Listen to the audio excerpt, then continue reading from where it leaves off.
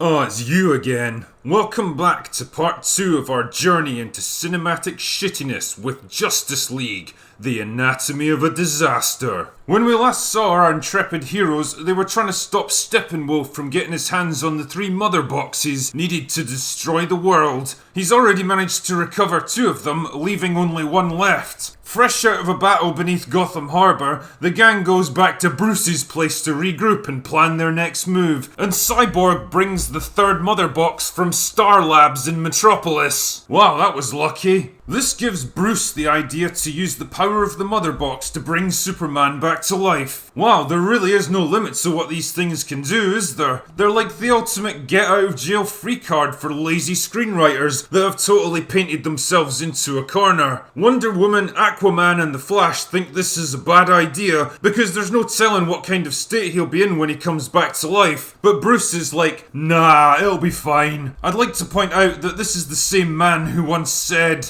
he has the power to wipe out the entire human race, and if we believe there's even a 1% chance that he is our enemy, we have to take it as an absolute certainty.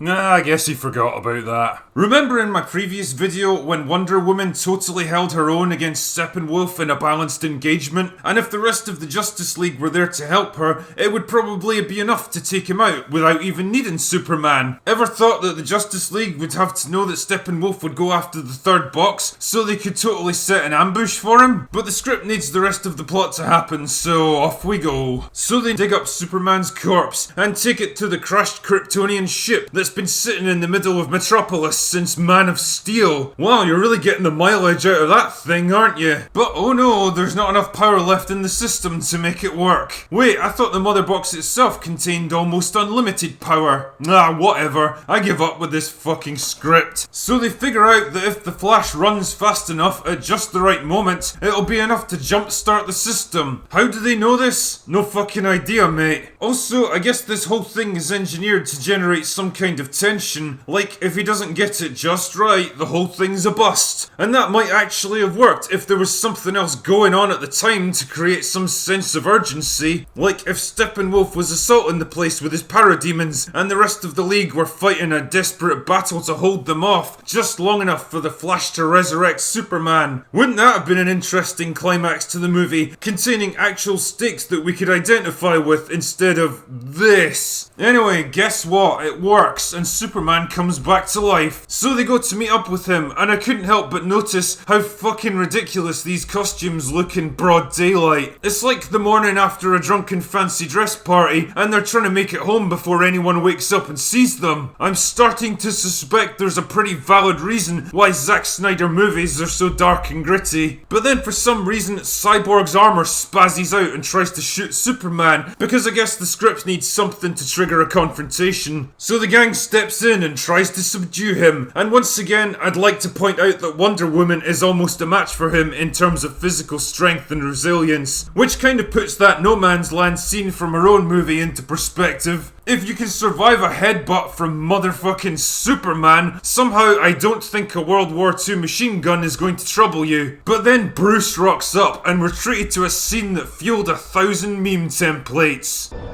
Tell me. Do you bleed? Fuck's sake. But it's okay because Bruce brought a secret weapon along to save the day.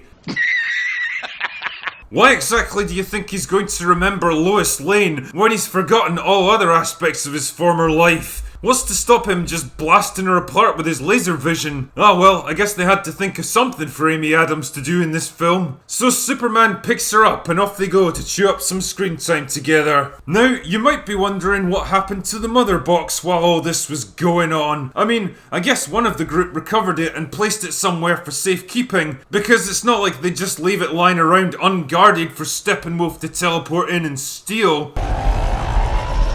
The mother box. He has the last one. Oh, fuck off, film. Remember Infinity War, where Thanos had to fight hard to recover each of the Infinity Stones, and the Avengers were doing literally everything in their power to resist him and foil his plans every step of the way? That was a good movie. I liked that. Anyway, Steppenwolf takes the boxes to an abandoned nuclear power plant in Russia that melted down in the 1980s. Wow, is that a reference to something? He's delusional. Then he puts them together and it forms the world's most penetrable energy shield over the whole place, and a bunch of weird burning root things start sprouting up from the ground. Seriously, what even is this shit? It's like the special effects guys were given their briefing on the back of a beer mat and told to just run with it. Just make it look really red and threatening, guys, don't worry. This is genuinely some of the ugliest, most nonsensical CGI I think I've ever seen in a mainstream movie. So with Superman AWOL, the rest of the League rocks up to save the day, and Batman blasts his way through the energy shield with absolutely no effort, which kinda makes you wonder why the shield even exists, if it can be penetrated with conventional air-to-air missiles. Anyway, he uses a loud siren to distract the parademons and make them chase him, because I guess neither they nor Steppenwolf are smart enough to recognize an obvious diversionary tactic when they see one. Oh well, at least he's not using a fucking Beastie Boys track. Meanwhile, the others make their way into the power plant to get to the mother boxes, but Steppenwolf shows up to stop them, and there's some more boring fight scenes. I love how none of them show any visible damage or even fatigue, so there's basically no indication of which side is winning or losing. The only time someone actually does get hurt is when Steppenwolf literally rips Cyborg in half, but the guy doesn't even have the good grace to react to it. I mean, look at his fucking face. Your leg's gone, mate. Don't you care? But it's okay, because Superman shows up for about 30 seconds to kick Steppenwolf's ass, but then he leaves again because some random civilians are in danger from the CGI Vine things. What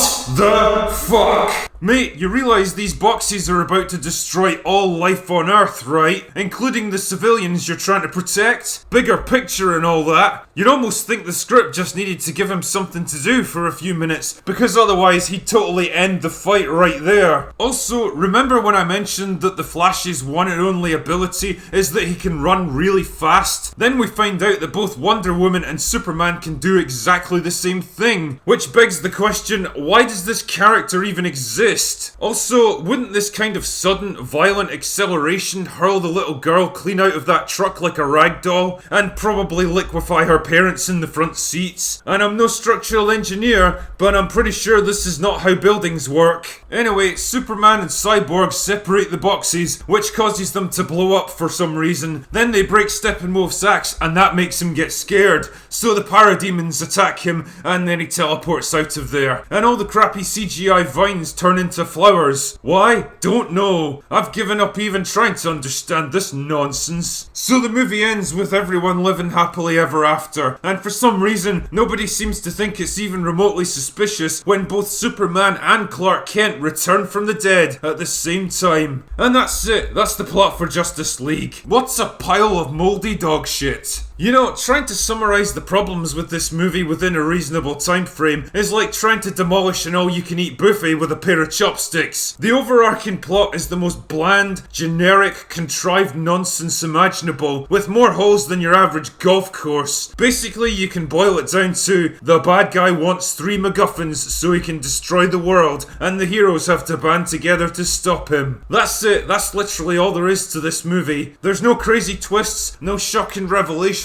no unexpected swerves that catch you off guard. Everything's completely by the numbers and predictable. Worse still, there are a bunch of subplots that are hinted at but go absolutely nowhere. Like the hint of a romantic relationship between Bruce and Wonder Woman that never gets explored, or the Flash's dad being locked up in prison for no particular reason, or the constant cutbacks to a family in Russia that I guess we're supposed to care about. It all smacks of a script that feels rushed and unfinished, like Whedon turned in his first draft and they just went with it because there was no time left to polish it up. Steppenwolf himself is the most disposable, one-dimensional antagonist you could ever imagine, whose only motivation for doing what he does is because he really likes conquering things. Wow, genius writing. Remember at the end of Watchmen, where we find out why Ozymandias betrayed his friends, assassinated former heroes, and staged an attack that killed millions of people in order to save the lives of billions and ultimately ensure the survival of the human race. Remember how he expressed genuine remorse about what he'd been forced to do, recontextualizing him as a tragic anti-hero willing to make decisions no one else was prepared to? Remember how that added a layer of complexity and ambiguity to his motivations, encouraging the viewer to see things from his point of view and question whether or not he might actually be right? That was a good movie. I liked that. Shame they had to absolutely fuck it up with that god-awful TV show though. The characters are all boring as fuck, and only 3 of them are actually relevant to the plot. Cyborg's powers and abilities are as vague and undefined as Scarlet Witch, without the delightful cleavage to compensate, and he has nothing even approaching likability or charisma. His personality swings wildly between cold and logical, and painful attempts at humour that wouldn't have looked out of place in a 90s TV show. The Flash is so forced and irritating that you have to grit your teeth and endure every scene he's in, and as I've already demonstrated, his one and only power is something that 2 other members of the team can also do just as well, which makes you question why he's even there. Bruce looks old, overweight and uncomfortable, and his lack of superpowers means he can't even interact with Steppenwolf in a meaningful way. Most of the time he's relegated to background duty, shooting parademons and trying to look like he gives a shit. Also, you can pretty much gauge which parts of the movie belong to Whedon by how bored and pissed off Ben Affleck looks. The only one having any fun at all is Aquaman, but that's because he's basically just Jason Momoa doing what he does best,